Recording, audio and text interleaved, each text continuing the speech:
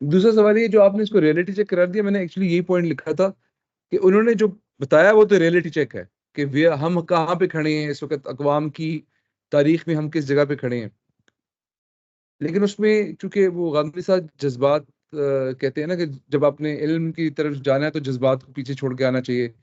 تو وہ جب اظہار بھی کرتے ہیں ہمدردی کا، اور بڑے مخلصانہ کرتے ہیں کہ جو حالات ہو رہے ہیں ان پہ ان کا دل بھی دکھتا ہے، تو اس میں وہ آپ کو انرجی نہیں نظر آتی، وہ جو توانائی ہے نا کہ بھائی جس توانائی سے وہ اس پوائنٹ پہ بات کر رہے ہیں کہ یہ ریئلٹی ہے.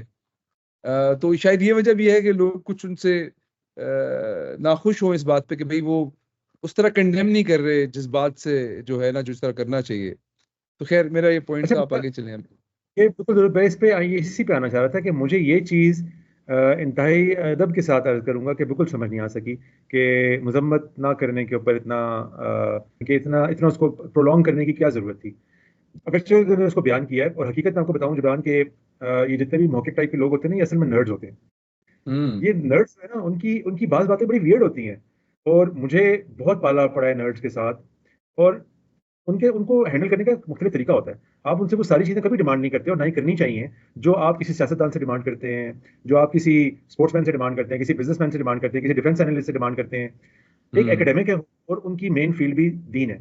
جو ان کا ایک آپ کے اسکل ہے، اور ان کی ایک احسان ہے ہم پہ کہ وہ ہمیں دنیا کے بھی بہت سے معاملات سمجھا دیتے ہیں. لیکن وہ چیزوں کو اکیڈیمکلی دیکھ رہے ہوتے ہیں، اور وہ امت ہوں کی کسی بڑی خامی کو دیکھ رہے ہوتے ہیں، اور اس کو ایڈریس کرنے کے لیے اپنے پورے اسپیچ کو، اپنے پورے موقف کو تشکیل دیتے ہیں اس کے حساب سے.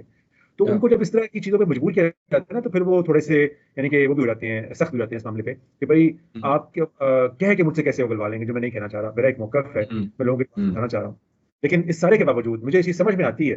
لیکن کوئی چیز سمجھ میں آنا اور کسی چیز کو درست مان لینا، ان دونوں میں بڑا فرق ہوتا ہے. تو مجھے سمجھ میں آتی ہے وہ یہ کام کر رہے ہیں، لیکن میں اس کو درست نہیں سمجھتا. میرا خیال ہے اس طرح کے مواقع پہ کھل کے مذمت کرنی چاہیے. ایک معاملہ پیش آ رہا ہے، ٹھیک ہے، انہوں نے بعد میں اس کو بڑے اچھے طریقے سے بیان کیا ہے کہ یہ بے بسی کا جملہ تھا جس کو لوگوں نے نہیں سمجھا، اور باقاعدہ انہوں نے بھی نسل کشی کا لفظ استعمال کیا ہے. تو میرا خیال ہے کہ مذمت والی بات ٹھیک ہے، تھوڑی آڈ تھی، ویئرڈ تھی، لیکن اس کو اپلوز ہونا چاہیے جب انہوں نے اپنے موقف کو بیان بھی کر دیا کہ وہ بی بی سی کا جملہ تھا، ورنہ تو اس سے بڑھ کے میں آگے باتیں کر چکا ہوں.